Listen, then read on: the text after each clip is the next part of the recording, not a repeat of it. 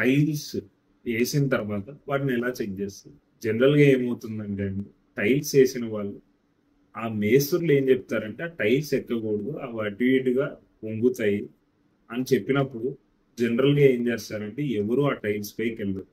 కానీ దాని కింద సిమెంట్ ఉందో లేదో మనకి తెలీదు. ఆ టైల్స్ ఏసిన వాళ్ళు ఏసారో లేదో వాళ్ళకి తెలీదు.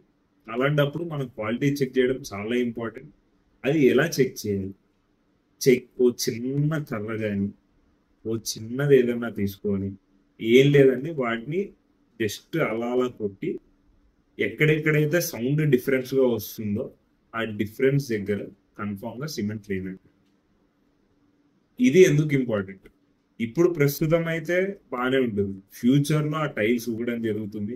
ఆ టైల్స్ గనుక పేపర్ టైలింగ్ అంటారు. అంటే ఏ 2 టైల్స్‌కి పెద్ద గ్యాప్ లేకుండా ఏస్తుంటారు.